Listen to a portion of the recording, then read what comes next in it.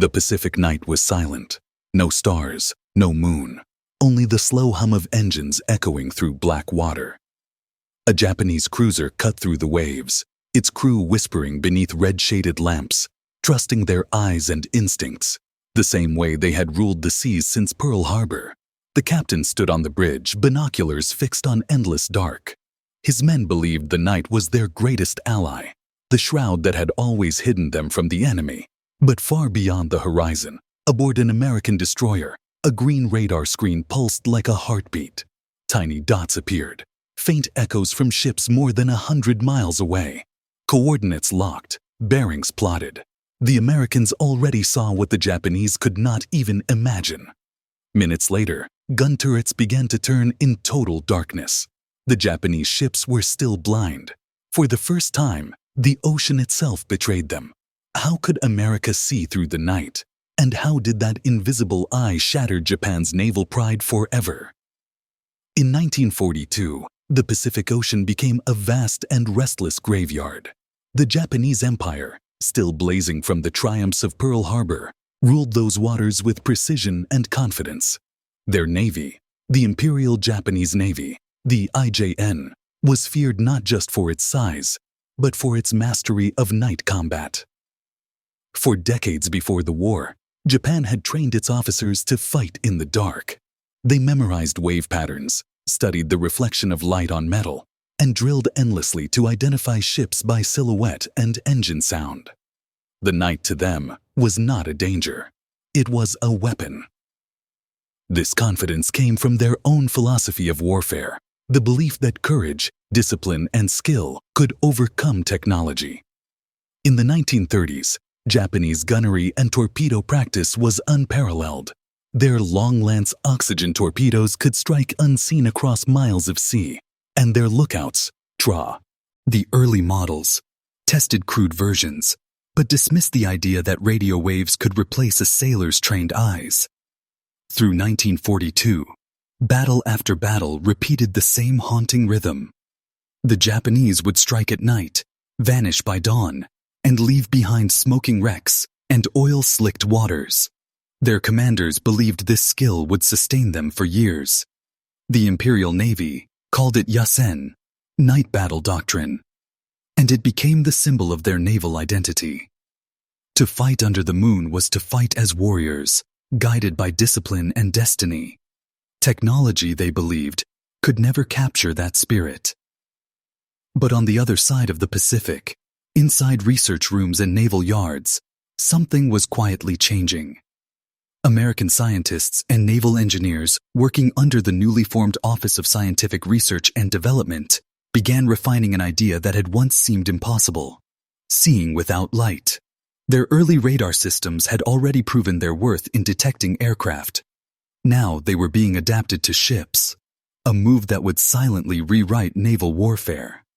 Still, through much of 1942, the Japanese remained unchallenged in their mastery of darkness. Their commanders boasted that no American vessel could approach them undetected. Their war diaries from that period reflect supreme confidence, even disdain, for the notion of electronic eyes. The Pacific nights remained theirs, black and endless, until a faint green pulse began to glow on American radar screens. It was not yet a revolution, only a whisper of what was to come.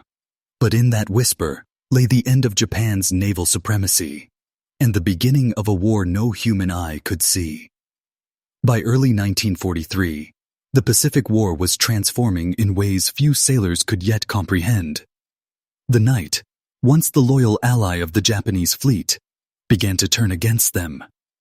The Americans were learning, painfully, but quickly.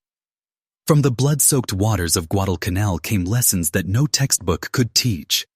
Each loss drove the U.S. Navy to adapt, and adaptation meant technology. What had once been an experimental tool, radar, now became the invisible shield and sword of the fleet. On board American ships, small groups of radar operators trained obsessively. They worked in dark rooms surrounded by humming equipment, eyes fixed on round green screens that flickered with life. Each pulse was a heartbeat of radio energy, sent out into the void, waiting to bounce off metal and return. The returns, faint, ghostly echoes, revealed what no lookout could see. A destroyer 80 miles away. A formation of cruisers moving through fog. Even torpedoes could sometimes be traced by their wakes. Radar turned darkness into sight. The Americans refined these systems at astonishing speed. Early models like the SC and CXM had been crude and unreliable, often overwhelmed by sea clutter or false echoes. But by 1943, the SG radar, compact, powerful, and precise, appeared aboard new destroyers and cruisers. It could detect a single ship in rough seas more than 100 miles away. Paired with plotting tables and fire control computers, it allowed gunners to calculate range and bearing before the enemy ever came into view. The U.S. Navy, once blind in the night, could now see farther than any sailor's eyes. For the Japanese, the change was almost imperceptible at first. Their victories still came easily in isolated engagements. But as months passed, reports began reaching Tokyo, accounts of American ships opening fire in complete darkness, of torpedoes launched from unseen directions, of fleets discovered far beyond visual range. Officers dismissed it as luck, or perhaps the Americans learning Japanese tactics. The truth, however, was far more devastating. At Guadalcanal, the U.S. Navy began coordinating radar-controlled fire for the first time. During the November battles of 1942, radar-directed gunnery played a decisive role in saving Henderson Field, the island's lifeline. Destroyers like USS Helena and USS Washington used their SG sets to spot enemy vessels long before visual contact, turning what was once chaos into precision. Radar officers called out bearings, turrets turned automatically, and Japanese cruisers were struck before they even realized they'd been found. The old balance of night combat was collapsing. Still, many within the Japanese high command refused to believe radar could change the art of war. They held to the old creed. That victory came from spirit, not machines. Even as reports mounted of American radar fire control destroying entire formations, Japan's radar research remained slow, fragmented, and underfunded. Their equipment, often crude and unreliable, lagged years behind. In Tokyo, engineers worked with limited resources and outdated components, unable to match the American pace of innovation. By mid-1943, radar was not just a tool, it was the eyes of the fleet. American task forces could navigate through storms, track enemy aircraft at night, and coordinate fleet movements across hundreds of miles. The Japanese, unaware of the full scale of this transformation, continued to send their ships into darkness believing their stealth remained. It did not. The Pacific War had entered a new phase, one of invisible power. What had once been decided by courage and eyesight was now determined by mathematics, radio waves, and the cold logic of reflection. The sea, once the realm of men who looked to the horizon for signs of battle, had become a silent network of pulses and echoes. And while Japanese captains still trusted the night, the Americans had already conquered it. The unseen enemy was no longer hidden by darkness. It was revealed by light no human could see. For centuries, the sea had rewarded instinct. To command a ship was to read the world through senses alone. The faint change of wind, the vibration through the deck, the color of the horizon before dawn. Japanese captains were masters of that language.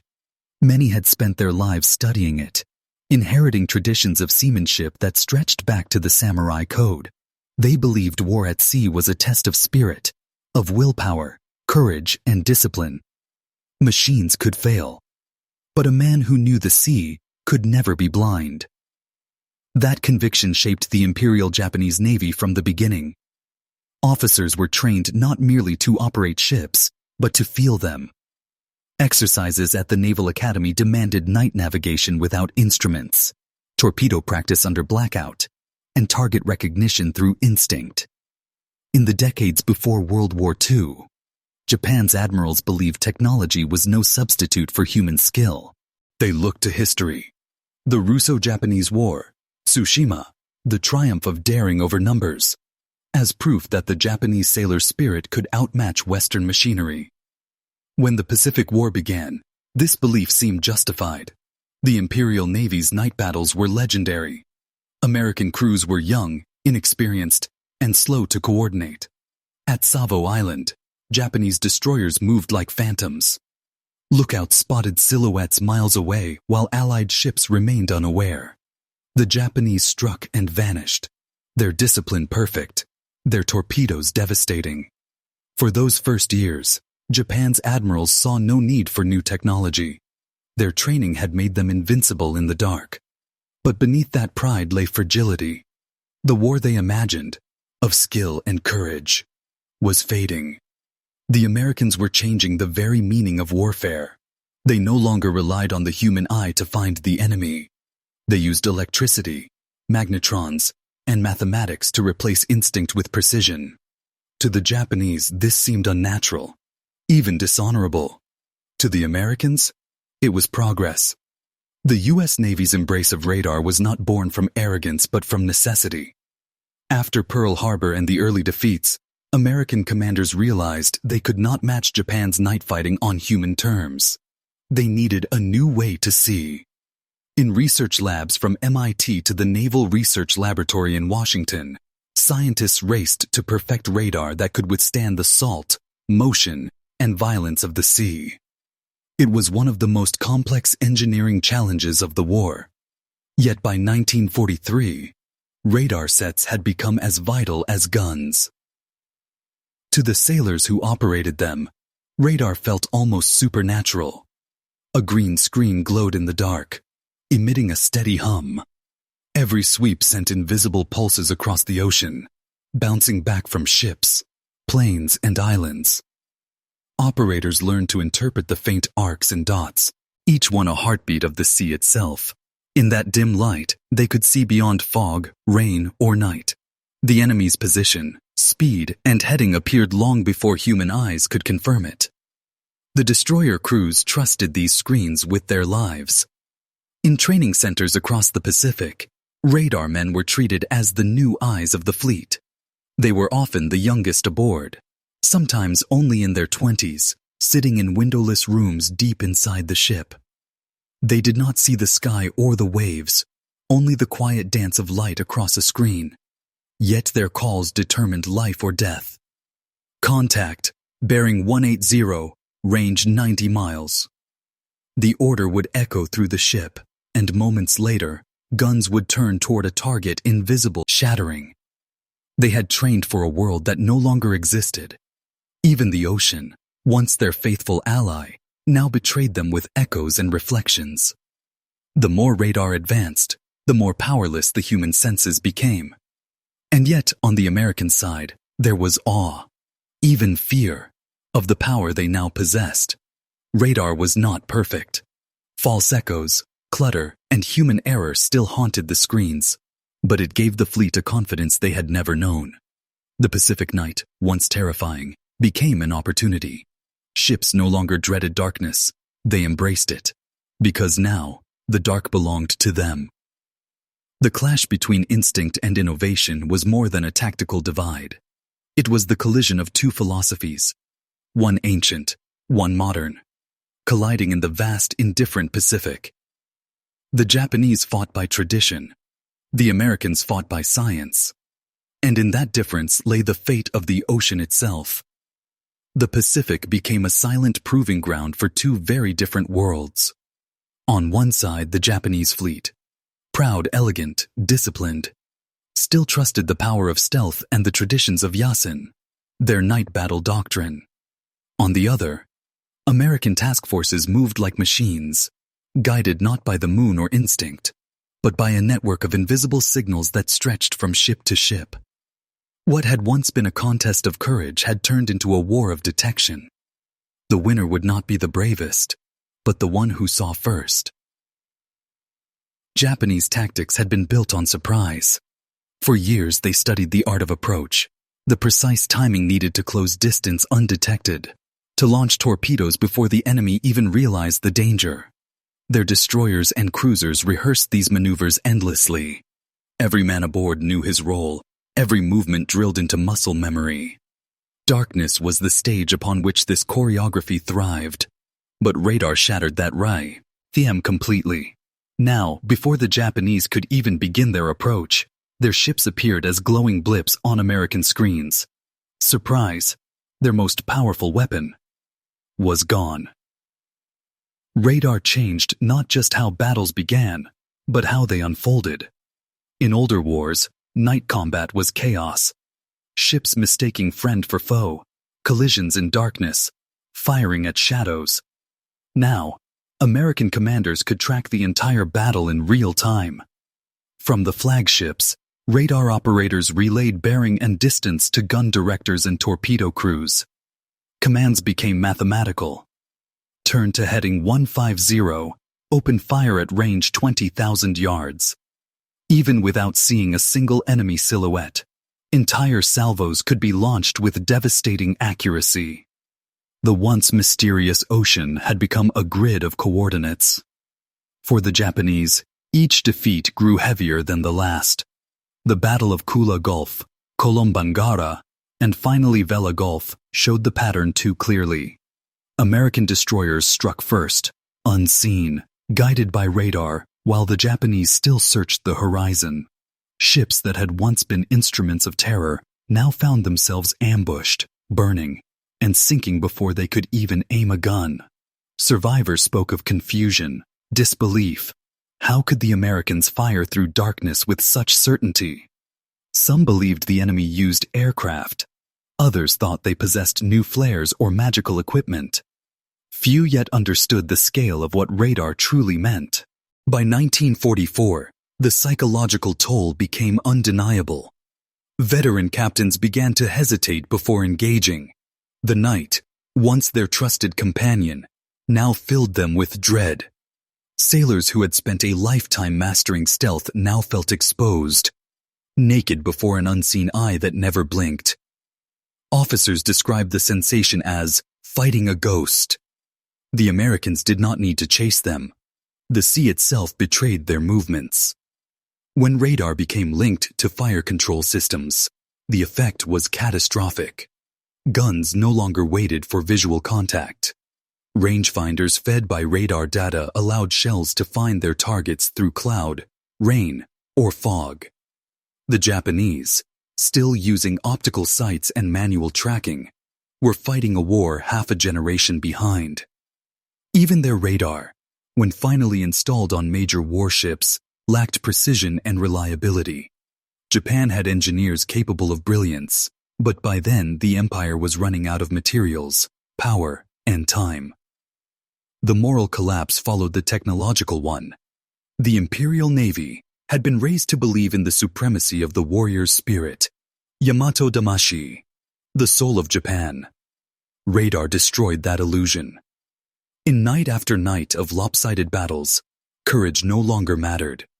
An unseen machine now decided who lived and who died.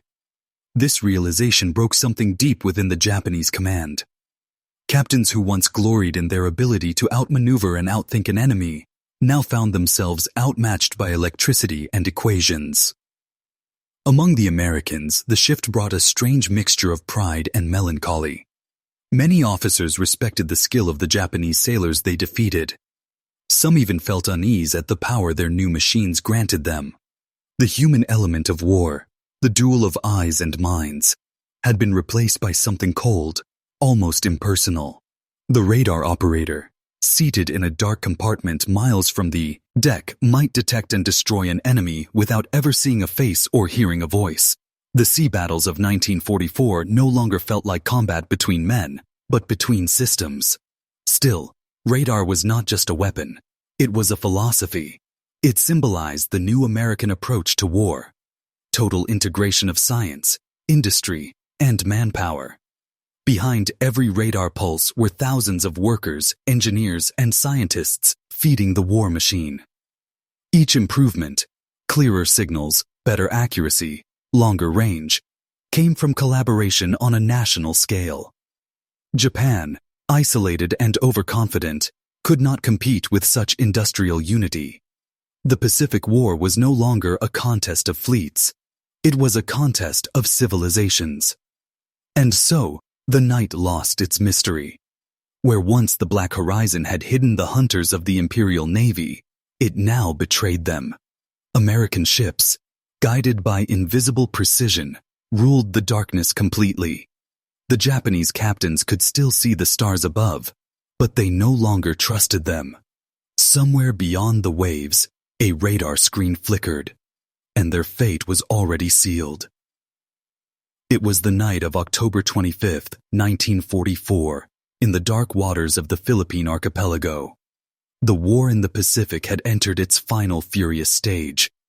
Japan's fleet was scattered and desperate, trying to halt the American invasion of Leyte. To the south, the Southern Force, led by Vice Admiral Shoji Nishimura, advanced toward Surigao Strait, a narrow passage where the Empire hoped to strike a surprise blow. The Japanese believed that night would be their ally once again. They would slip through the strait, under cover of darkness, and crush the American landing forces from the sea. But the night no longer belonged to Japan. Across the waters waited Rear Admiral Jesse Oldendorf and his powerful American battle line. 6 old battleships, 8 cruisers, and dozens of destroyers, many equipped with the latest SG radar. Oldendorf's plan was simple and devastating. Allow the Japanese column to sail into a trap, cross their T, and annihilate them with radar-directed gunfire. His ships were arranged in layers, picket destroyers far ahead, then torpedo boats, then cruisers, and finally the battleships, all connected by radio and radar.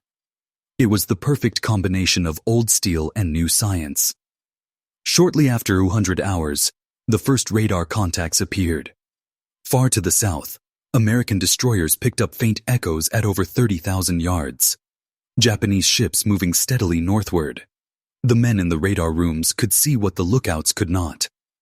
A destroyer's captain later recalled, "They were still beyond the horizon, but on our screens, they were already ghosts coming toward us."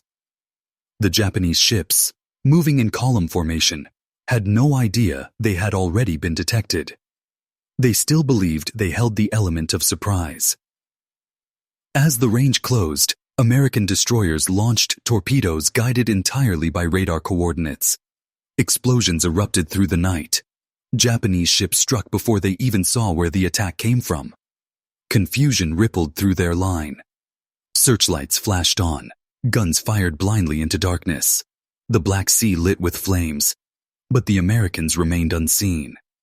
The Japanese tried to radio Admiral Nishimura aboard the battleship Yamashiro, but by the time messages reached him, his formation was already breaking apart. Moments later, the main American battle line opened fire. The radar directors had already locked targets, calculating range, bearing, and elevation automatically. Battleships that had survived Pearl Harbor, West Virginia, California, Tennessee, now unleashed their revenge. Their guns roared in perfect coordination, each salvo guided by data, not eyesight. Shells arced through the night, finding their mark with eerie precision. Yamashiro and Mogami were struck repeatedly, their decks erupting in fire. Japanese gunners fired back at shadows, but their shells fell wildly short. For the Americans, it was the ultimate vindication of technology. On West Virginia, radar operators calmly called out target adjustments. Bearing 165, range 21,000 yards. The captain ordered, "Open fire." The ship's massive guns answered, their thunder rolling across the strait. Each impact was confirmed by radar, not by sight. The Japanese fleet was being dismantled in total darkness. For the Japanese, the scene was surreal. Officers on the burning Yamashiro described flashes on the horizon, but no visible enemy. Men shouted into the blackness, trying to spot silhouettes against the sea. There were none. The Americans were beyond vision, striking from the void. Survivors later said it felt like being attacked by the ocean itself, death arriving from nowhere. Within minutes, Yamashiro was crippled. Her forward turrets were destroyed, her bridge aflame. Admiral Nishimura, still on the bridge, refused to retreat. His ship sank with most of her crew. By dawn, the southern force was gone. Fuso, Yamashiro, Mogami, and several destroyers lay broken on the seafloor. The Americans had suffered only minor damage. The radar battle had been absolute. Historians would later call it the last true battleship engagement in history, and the first fought and won almost entirely by radar.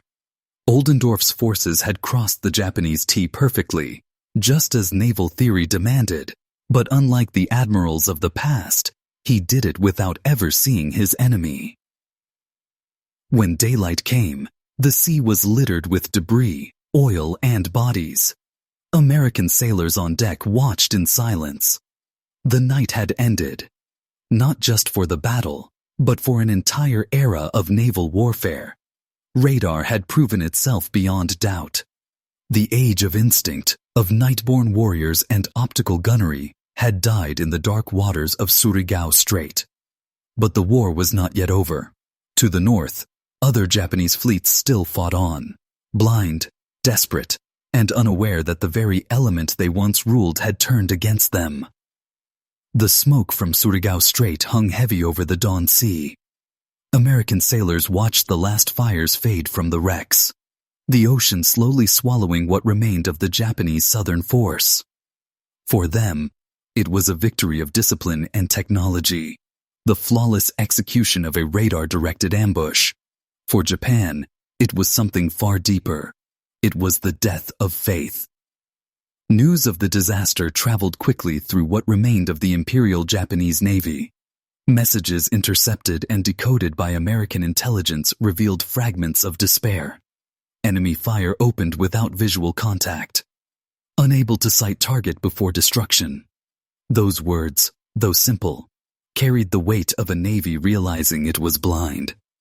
The confidence that had carried Japan across the Pacific, the belief in the warrior's eye and the spirit of the night, had been shattered.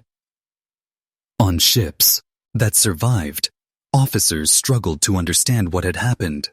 Many believed the Americans had somehow developed a way to see through fog and darkness, an unthinkable ability that defied the natural order.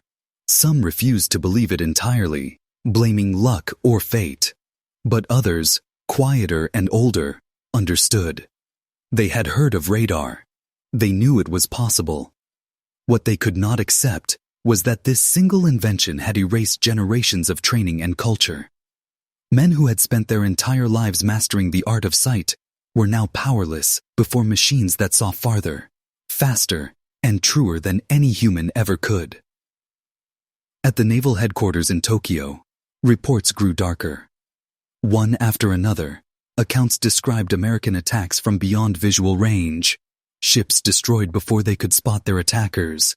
The unseen enemy was everywhere.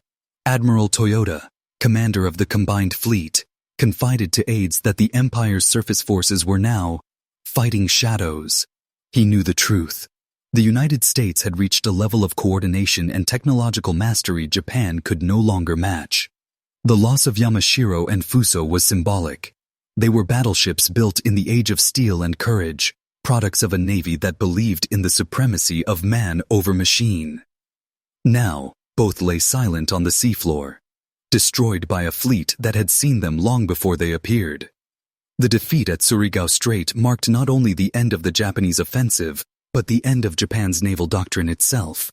Meanwhile, radar dominance reshaped every aspect of the American war effort. Fleet commanders now fought their battles in 3 dimensions: sky, sea, and radio wave. Destroyer groups formed radar picket lines stretching across the Pacific, detecting aircraft, submarines, and surface threats long before they neared the main force. Task Force 38, the mighty carrier arm, navigated typhoons and night strikes using radar navigation alone. What had once been uncertain became measurable. What had been chaos became controlled. The U.S. Navy no longer feared the unknown. It was the unknown. For Japanese sailors still at sea, the change was terrifying. Survivors from later engagements described nights filled with invisible death. Torpedoes struck from unseen directions. Gunfire rained from the darkness, and aircraft appeared without warning. They began to speak of radar with the same dread once reserved for storms. It was not just a weapon. It was an eye that never slept. Some believed it could read thoughts. Others that it could pierce the souls of men. The fear became spiritual. The ocean that had once given Japan its empire now felt alive, watching them, betraying them with every echo. In the final months of 1944, Admiral Kurita's Central Force, attempting to pass through the Sibuyan Sea, faced the same haunting pattern.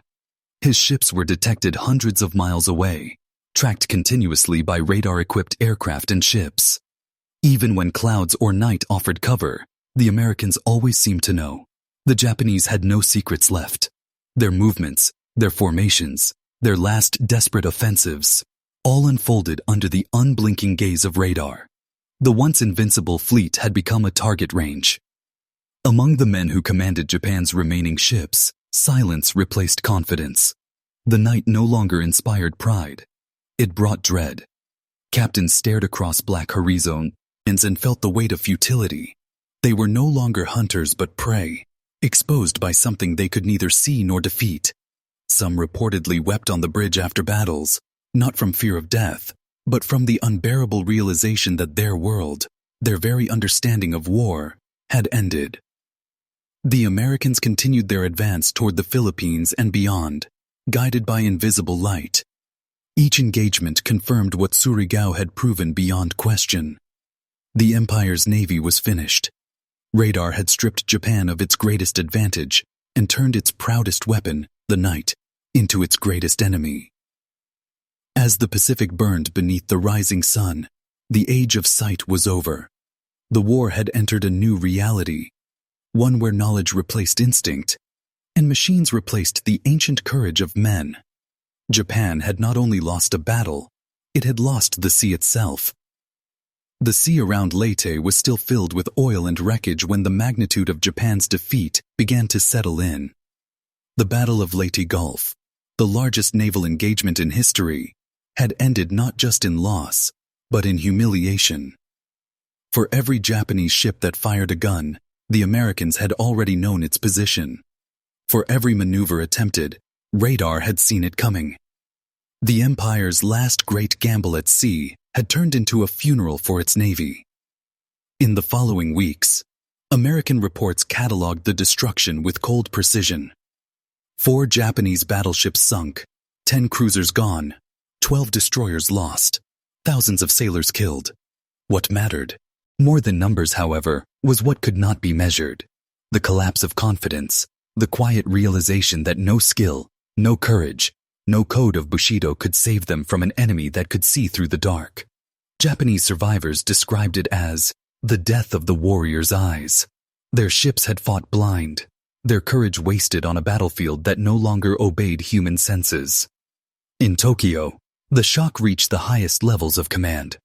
Admiral Toyota and his staff read reports of ships annihilated before even sighting their targets. Senior officers argued whether radar alone could truly account for such devastation. Some claimed divine punishment. Others whispered about secret American devices beyond comprehension. But those who understood electronics knew better. They had underestimated radar from the beginning, dismissing it as a weak Western gadget, unreliable in combat. Now they saw the cost of that arrogance written across the Pacific. American intelligence analysts, studying the Japanese response, noticed something striking. The Empire's ships began sailing less at night, their commanders fearful of the unseen. Reconnaissance flights reported unusual movements. Fleets hugging coastlines, convoys dispersing in shallow waters, and capital ships anchored far from open seas. Japan's once aggressive navy was retreating into shadows it no longer trusted. Meanwhile, in the United States, radar had become the backbone of strategy.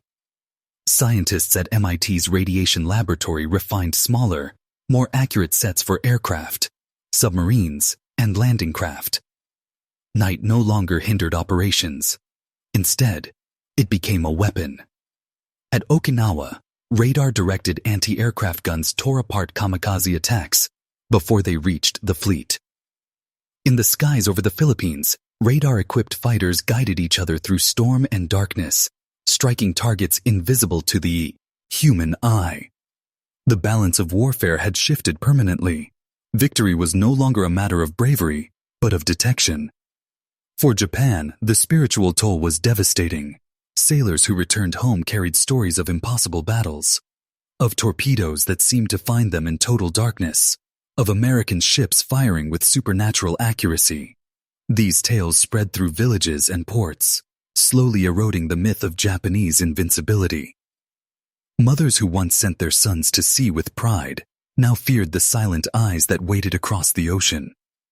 The empire's propaganda ministry avoided mentioning radar at all, calling the defeats temporary misfortunes. But within naval academies, officers privately admitted that Japan's sea power had ended not with a bang, but with a signal. In the months after Leyte Gulf, the Imperial Navy ceased to exist as a coherent fighting force. What remained were fragments, scattered destroyers, transport escorts, and submarine squadrons attempting desperate missions. Without radar, they operated like ghosts, moving cautiously, their captains haunted by the memory of invisible gunfire. Many carried binoculars as symbols of faith, though they knew the truth. Their vision no longer mattered. The sea had become a place where the enemy's machines ruled, and men simply awaited discovery. By 1945, when American forces closed in on Japan itself, radar was everywhere. Every carrier, every destroyer, every aircraft bore its glowing green eyes. Even at night, the fleets moved with perfect confidence, guided by unseen maps of the world around them. The Japanese could hear the hum of radar sets from miles away, a faint electric buzz echoing across the radio spectrum, and it terrified them. They called it the sound of ghosts. Japan's last admirals met in silence. Their charts, once covered with arrows and ambitions, were now empty. The empire's fate was sealed not by the loss of ships, but by the loss of the sea's mystery. For centuries, Japan had believed the ocean protected it. Now it had become the instrument of its defeat. And in the heart of that defeat, one truth was undeniable. Radar had changed war forever. By early 1945, Japan's oceans had fallen silent. Where once fleets of gray hulls crossed the Pacific in formation, now there were only fragments. Isolated ships, running dark, hiding among islands or shallow bays. American submarines guided by radar and sonar hunted them relentlessly. Convoys that once moved under cover of night were spotted hours before they reached open water. The Empire's navy, once the pride of Asia, had become a fleet of wrecks and memories. Within Tokyo's naval headquarters, the truth was unavoidable. The reports came daily. Another destroyer lost, another convoy wiped out, another island cut off. The Americans no longer needed daylight to strike. Radar-directed aircraft swept in through clouds and storms, guided by precision unseen in any previous war. Japanese officers described it as fighting a god that never slept. For centuries they had believed the sea was a living thing that could be read. By current, by wind, by instinct. Now it obeyed another master. Mathematics. The power of radar was not only in seeing, but in knowing. American commanders no longer guessed the enemy's position. They measured it. Fleet formations operated like a single organism, connected by radio and radar, reacting instantly to new data.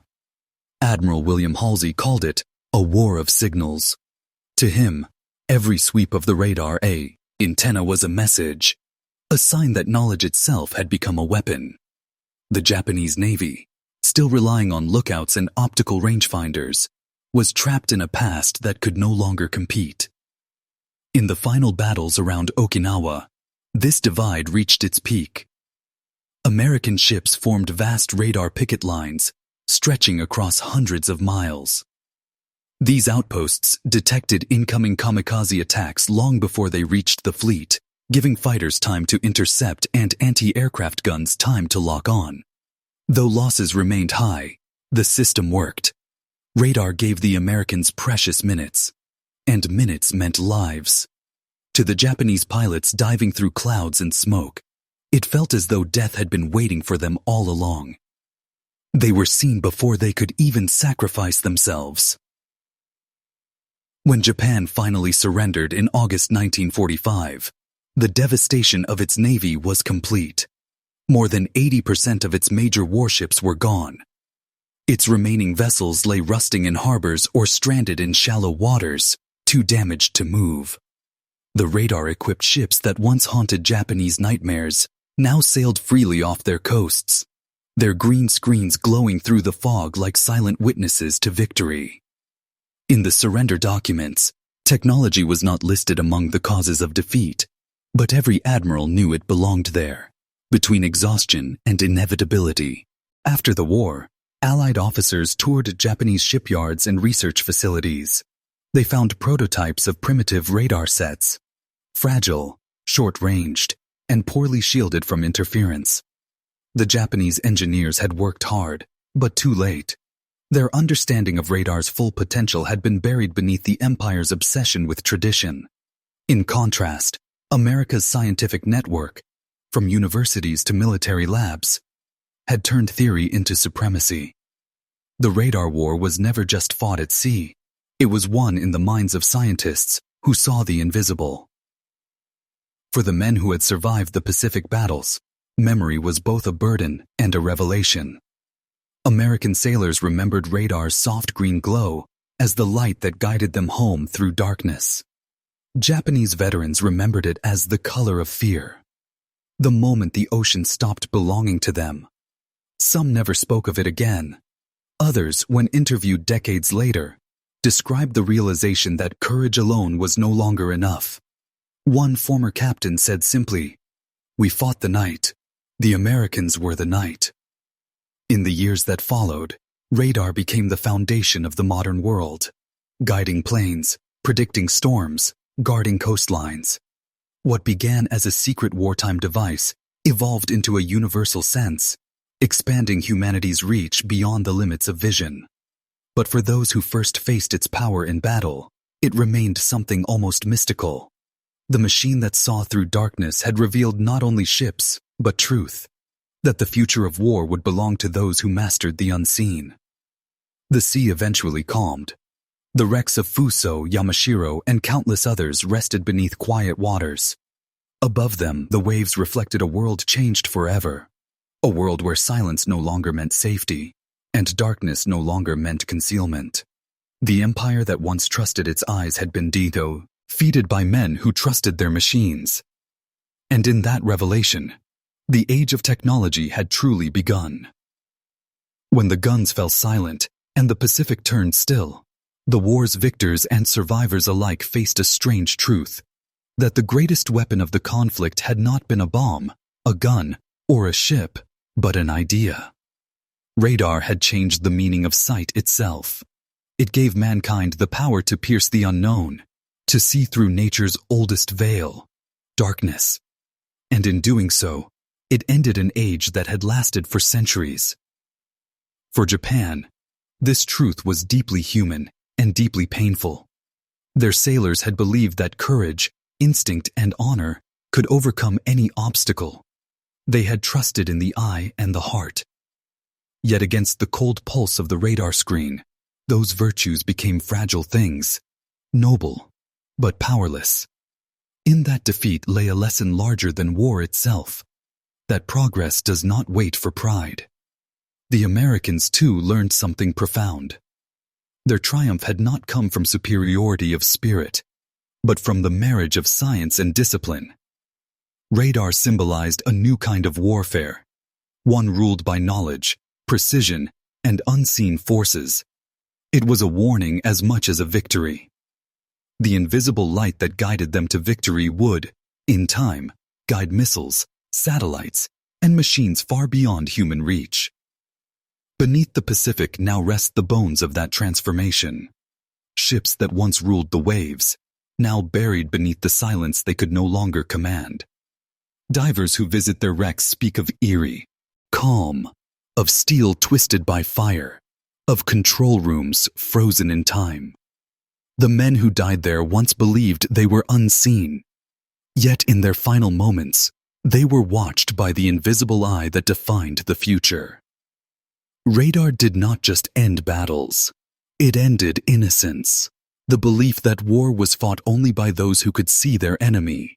It revealed that knowledge itself could destroy. And as history moved forward, the glow of those first radar screens never truly faded. It lives in every signal that guides a ship through storm, every aircraft landing through fog, every unseen pulse that watches the skies. The night that once belonged to men now belongs to machines.